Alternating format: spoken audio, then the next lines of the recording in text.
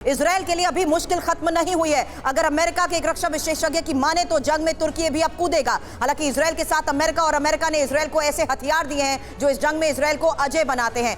इस बुलेटिन में इजराइल के विंटर प्लान की होगी चर्चा। साथ ही चर्चा इस बात की भी होगी कि इजरायली डॉग ब्रिगेड कैसे हमास लड़ाकों की सुरंगों में जाकर तहलका मचा रही है, और इस बीच आईडीएफ को हथियार यूएस जो देने वाला है हर घंटे के हालात में कैसे ये मददगार साबित होंगे, इसको लेकर होगी चर्चा। तो इजराइल हमास युद्ध से जुड़ी इस वक्त की सबसे बड़ी खबर यह है कि इजराइल को अब स्पाइस बॉम्ब अमेरिका देगा। आपको बता दें, इजराइल को 2664 करोड़ के स्पाइस बॉम्ब देने को लेकर यह बड़ा फैसला हुआ है। जहां अमेरिकी मीडिया के हवाले से जो बड़ी खबर आ रही है उसके मुताबिक ये समझना होगा कि युद्ध के इस हालात में इस प्रिसिजन बॉम्ब को लेकर अमेरिका की तरफ से क्या बड़ा फैसला लिया गया है। हालांकि इजराइल हमास के बीच युद्ध जितना लंबा खिंचेगा उतना ही विनाशकारी होता जाएगा, क्योंकि हथियारों के मामले में अमेरिका और इजराइल महाशक्ति हैं। इजराइल गाजा पर अब स्पाइस यानी smart, precise, impact, cost effective precision bomb से हमले करने वाला है। और इस प्रिसिजन बॉम्ब की खासियत यह है कि यह बिना नेविगेशन के भी पिन पॉइंट एक्यूरेसी के साथ बिल्डिंग की छत को भेद कर अंदर जा सकता है, और फिर वहां होता है जोरदार धमाका। इस बॉम्ब के आने से गाजा पर इजराइल के टारगेटेड हमले तो तेज होंगे ही, सिविलियन इंफ्रास्ट्रक्चर को कम नुकसान तो होगा। हालांकि गाजा युद्ध से पहले अमेरिका इजराइल की जो डील हुई थी उसी डील के तहत अमेरिका अब इजराइल को 2664 करोड़ के स्पाइस बॉम्ब देने को लेकर बड़ा फैसला ले चुका है।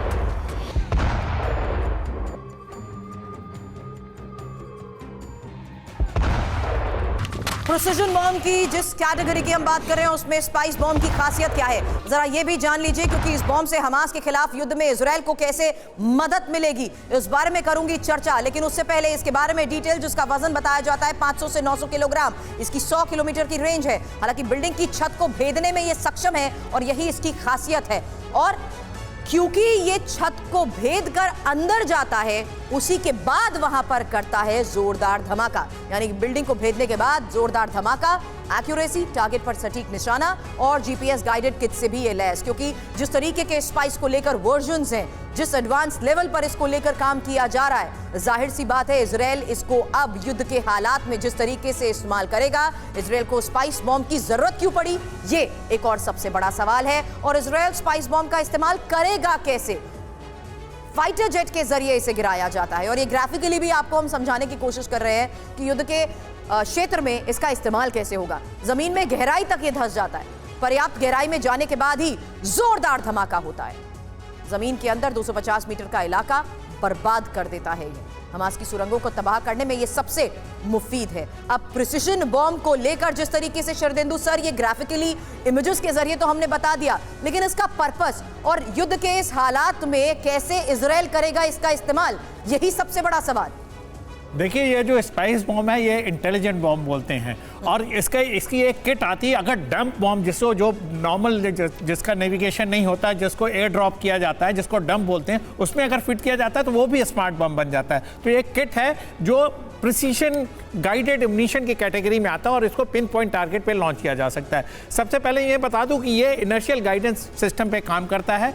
टारगेट की लोकेशन को बदल भी सकता है, अगर सैटेलाइट द्वारा उसको नए कोऑर्डिनेट देते तो उस पर भी वो लॉक ऑन करके स्ट्राइक कर सकता है। और सबसे खासियत है इसके स्टैंड ऑफ डिस्टेंस, ये 40 से 60 किलोमीटर दूरी से लॉन्च किया जा सकता है एयर प्लेटफॉर्म द्वारा, जैसा कि आपने बताया। तो ये बड़ा ही कारगर वेपन है ऐसे इलाके में जहां आपको प्रिसीजन अटैक करना, जहां एक पर्टिकुलर बिल्डिंग को स्ट्राइक करना है जिससे कि कोलैटरल डैमेज कम से कम हो। सिर्फ हमास के लड़ाकों के इलाके को क्षतिग्रस्त करना है, उनके हथियारों के जखीरे को नेस्तनाबूद करना और उनके हेडक्वार्टर, उनके लीडरशिप को खत्म करना है। लिहाजा ये एयरक्राफ्ट से लॉन्च किया जाता है, ये पेनिट्रेट करके बिल्डिंग के अंदर जाता है। इसकी पेनिट्रेशन पावर इतनी होती है जो आपकी कंक्रीट बिल्डिंग है उसको वो पेनिट्रेट करता है। फिर एक ये धमाका होता है जिससे कि पूरी बिल्डिंग धाराशायी हो जाती है। ये इसका स्ट्राइक करने का तरीका। इसके लिए सबसे ज़्यादा जरूरी है आपकी हार्ड इंटेलिजेंस, कितना आपका इंटेलिजेंस एक्यूरेट है, क्या आपने कोऑर्डिनेट जो बम में डाले उसकी क्या एक्यूरेसी है। जहां तक इसके लॉन्चिंग का सवाल है, मेरा मानना है ये 10 मीटर तक की स्ट्राइक कैपेबिलिटी रखता है।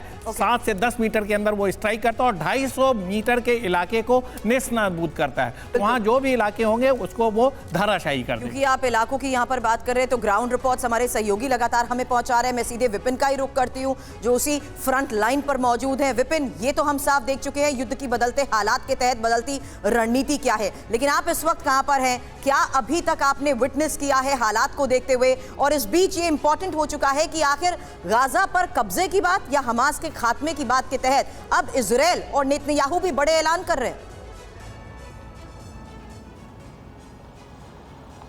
जी हाँ, बिल्कुल। देखिए, सबसे पहले मैं अपनी लोकेशन आपको बता दूं सुरभि, मैं इस वक्त अश्कलोन के आगे के इलाके में हूं। ये वही इलाका है जहां पर उस वक्त पार्टी हो रही थी और 7 अक्टूबर को सबसे पहला हमला हुआ था। उस जगह 1 महीने बाद हालात कैसे बदले हैं उसका जायजा लेने के लिए हम पहुंचे और यही रेगिस्तानी इलाका है जहां पर इस हमले को अंजाम दिया गया था। हालांकि मैं थोड़ी दूरी पर खड़ा हूं, उस जगह पर जाने में कुछ मिनट का फासला भी बाकी है। जहां तक आपके सवाल का अगर मैं उस सवाल का जवाब दूं तो साफ तौर पर देखिए, इजराइल ने यह तय कर रखा है कि हमको हमास को खत्म करना है और गाजा पट्टी पर पूरी तरह से हमला करना है। नॉर्थ गाजा का ज्यादातर एरिया खाली करा लिया गया है। नॉर्थ गाजा के चारों तरफ से जो आर्मी है, इजरायली डिफेंस फोर्स और उनके लड़ाके जो हैं वो चारों तरफ से नॉर्थ गाजा को घेर रहे हैं। लिमिटेड एरिया यानी गाजा सिटी तक इस लड़ाई को केंद्रित और सीमित कर दिया गया है और हमास को लगातार खत्म किया जा रहा है। अब आते हैं बात इस पर कि आने वाले कितने दिनों तक ये लड़ाई चलेगी। देखिए, नॉर्थ गाजा में अगले 10 दिन और 15 दिनों का वक्त बहुत क्रूशियल है। इजराइल के प्रधानमंत्री बेंजामिन नेतन्याहू के बयान और उनके बयान से मिलते संकेत को लेकर बड़ी खबर है, क्योंकि यह माना है कि 7 अक्टूबर के हमले को रोकने में इजरायली सरकार अपनी जिम्मेदारी नहीं निभा सकी। नेतन्याहू ने यह भी कहा कि वो लोगों को सुरक्षा नहीं दे पाए, लेकिन अब ऐसा नहीं होगा। इजराइल युद्ध जीत कर रहेगा। इंफॉर्मेशन वॉल का रुख करते हुए इस बारे में करूंगी चर्चा, क्योंकि नेतन्याहू ने हमले की जिम्मेदारी तो ले ली है, लेकिन अब सबसे बड़ा सवाल यही है कि युद्ध के बाद गाजा का हो गया क्या, इसको लेकर होगा सवाल। तो अब इंफॉर्मेशन वॉल का रुख करते हुए इजराइल के गाजा प्लान को लेकर इंफॉर्मेशन आपके सामने होगी, क्योंकि ये जानना समझना जरूरी है कि इजराइल का आखिर ये गाजा प्लान है क्या और इसमें गाजा में इजराइल अपना कब्जा बरकरार रखेगा, ये सबसे बड़ा दावा किया जा रहा है। हालांकि इंपॉर्टेंट इसमें यह भी है कि गाजा में कठपुतली सरकार बनाई जा सकती है। अब बदलती रणनीति में यह बड़ा फैसला और इंपॉर्टेंट ये कि जनता का विश्वास जीतने के लिए गाजा के पुनर्निर्माण की कही जा रही है बात।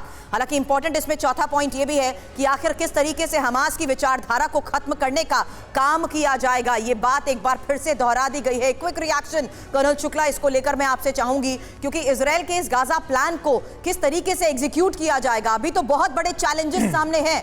खात्मे की बात तो होती है, लेकिन जनता के बीच जाकर उनके विश्वास की बात कल्पना से परे नहीं है क्या?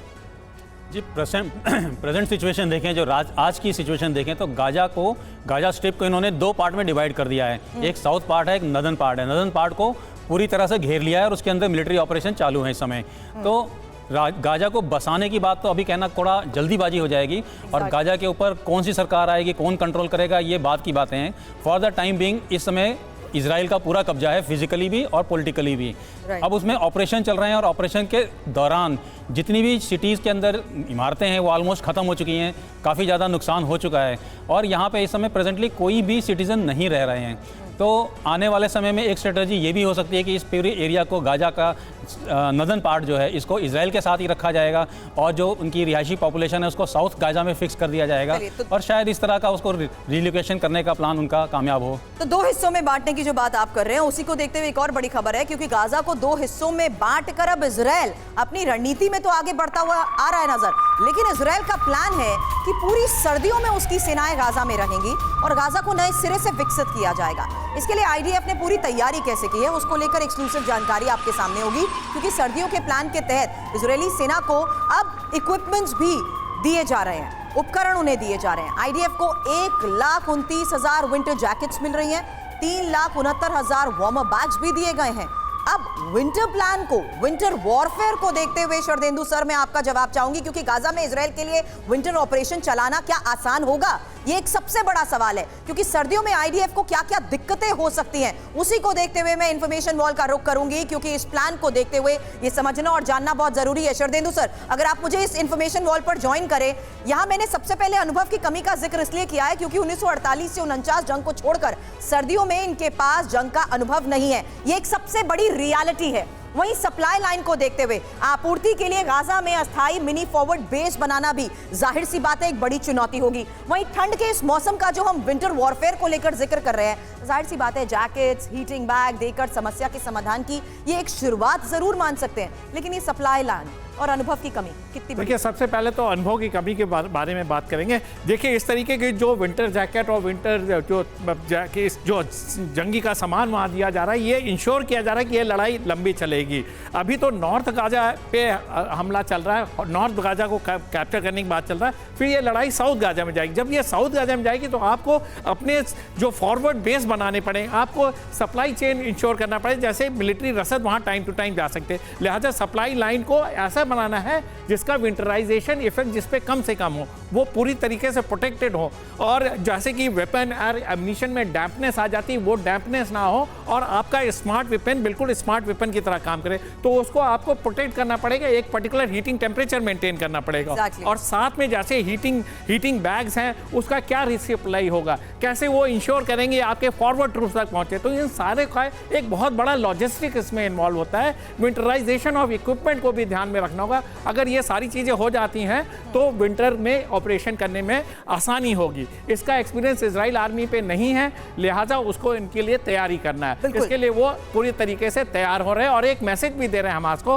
कि आपका खात्मा अब निश्चित है। चाहे हमें विंटर्स के लिए जाना पड़े, चाहे और लंबे ऑपरेशन के लिए जाना पड़े, आपको हम इस इलाके से खत्म करके रहेंगे। हालात में हर ऑपरेशन पर हमारे सहयोगी भी फ्रंट लाइन पर मौजूद हैं। विपिन, मैं जल्द आपके पास आती हूं। बदलते मौसम और बदलती रणनीति की तो हम बात कर रहे हैं, लेकिन सुरंगों में छिपे हमास लड़ाकों से निपटने की आईडीएफ की एक रणनीति को लेकर आज एक सबसे बड़ी खबर सामने आई है। आपको बता दें, इजरायली सेना के खूंखार कुत्तों का जबरदस्त अटैक और हमास लड़ाकों को खोज कर ये कैसे ढेर कर रहे हैं, उसकी ये तस्वीर देखिए।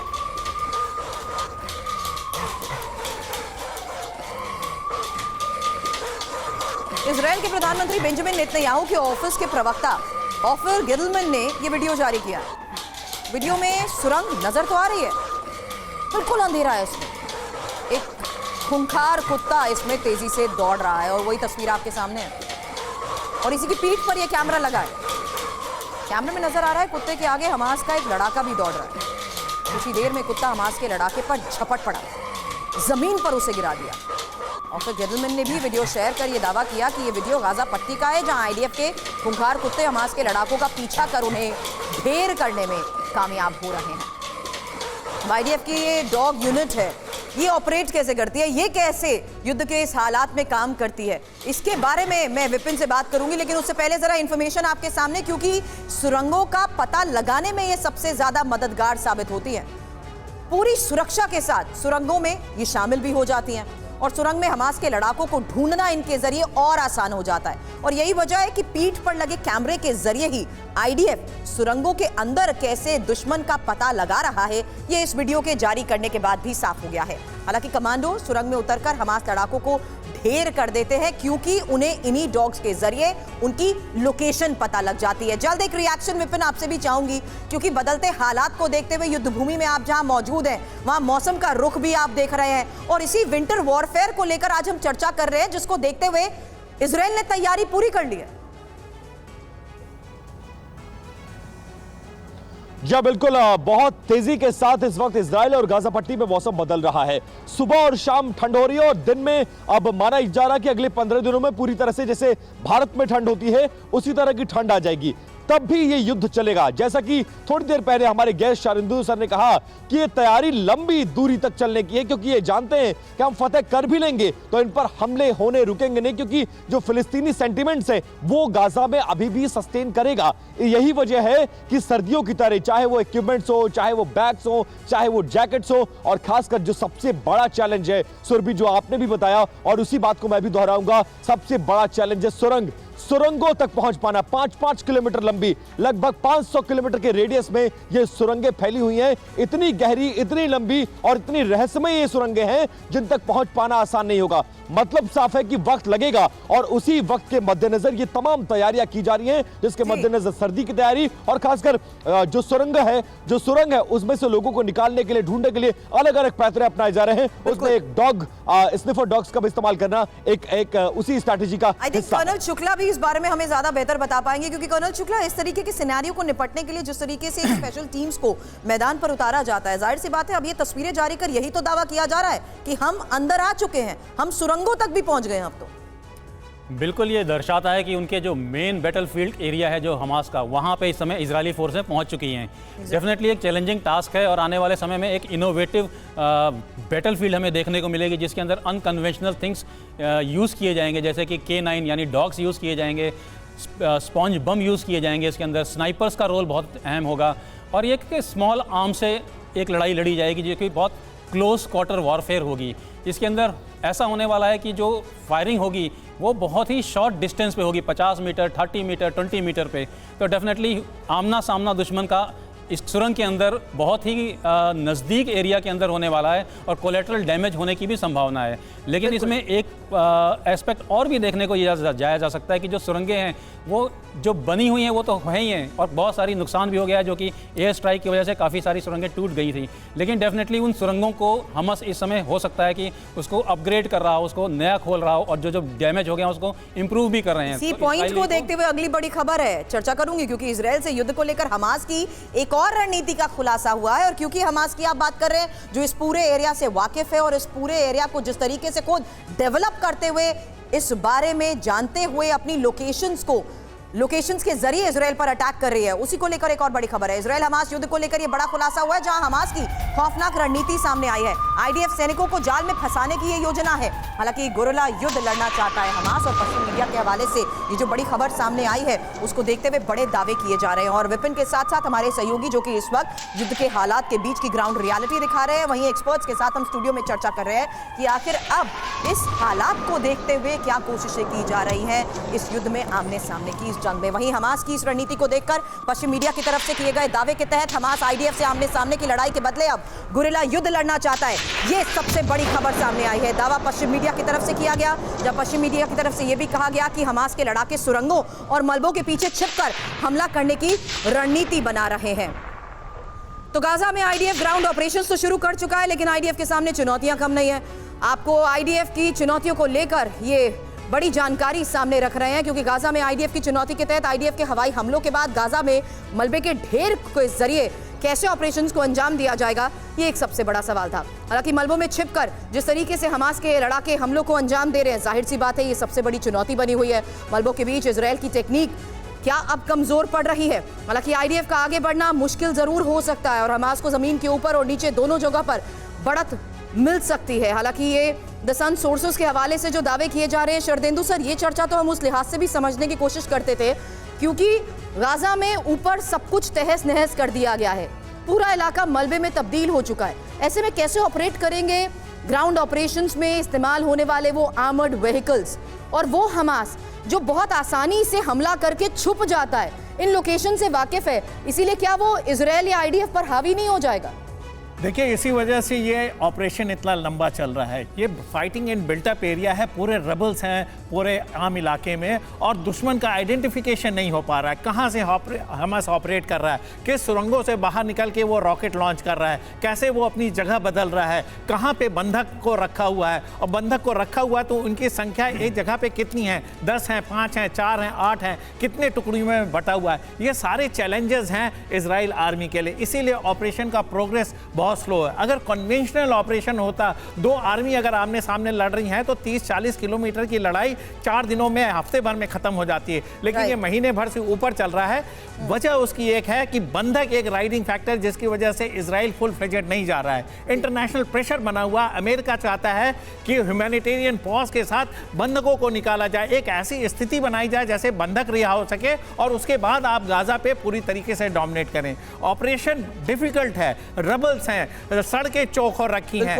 फायदा उसमें हमास को यह है कि वो अपने इलाके को भली भांति जानता है, पोजीशन चेंज करता है, उसके कई जगह से लॉन्चिंग साइट हैं, बेबी ड्रोन का इस्तेमाल कर रहा है, छोटे छोटे टुकड़ियों में ऑपरेट कर रहा है। इन सब को अगर जोड़े तो लंबा ऑपरेशन चलेगा। अभी तो नॉर्थ गाजा पे कब्जा, लंबा ऑपरेशन चलेगा, लेकिन इस लंबे ऑपरेशन में कौन क्या भूमिका निभाएगा, ये एक और सबसे बड़ा सवाल है। क्योंकि अगली खबर यह है कि इजराइल जंग में तुर्की की एंट्री पर अमेरिका से अब बड़ा बयान सामने आ गया और अमेरिकी आर्मी के पूर्व कर्नल डगलस मैकग्रेगर ने क्या कहा है, उनकी तरफ से कहा गया कि गाजा जंग में तुर्की की भी एंट्री हो सकती है।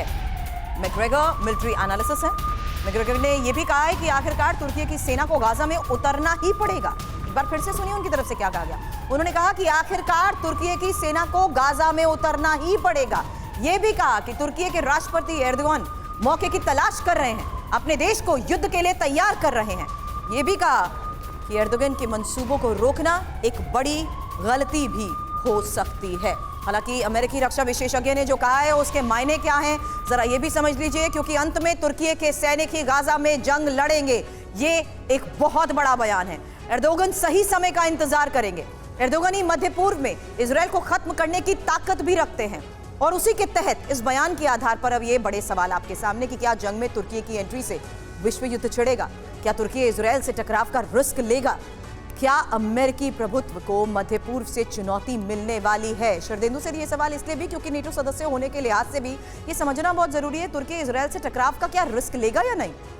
देखिए, आज की डेट में जो तुर्की का स्टैंड है वो पूरी तरीके से पैलेस्टाइन के सपोर्ट में है, लेकिन मेरा मानना है कि तुर्की एक बहुत ही स्मार्ट गेम खेल रहा है। वो पैलेस्टीन को सपोर्ट कर रहा है, लेकिन साइड बाय साइड वो नाटो का भी मेंबर है। वो चाहता तो है अरब कंट्री और मुस्लिम कंट्री की लीडरशिप करने के लिए, लेकिन डायरेक्टली इन्वॉल्व नहीं होना चाहता। अगर वो इन्वॉल्व हुआ तो युद्ध उसके धरती पर भी होगा। इसराइल उनको भी नहीं छोड़ेगा, डैमेज तो वहाँ भी निश्चय ही होना है। और माइंड करिए कि ईरान जब खुल के नहीं आ रहा है तो तुर्की का खुल के आना और बड़ा क्वेश्चन मार्क लगाता है। अगर इसमें किसी कंट्री की पहले एंट्री होती हुई दिख रही है तो वो ईरान है।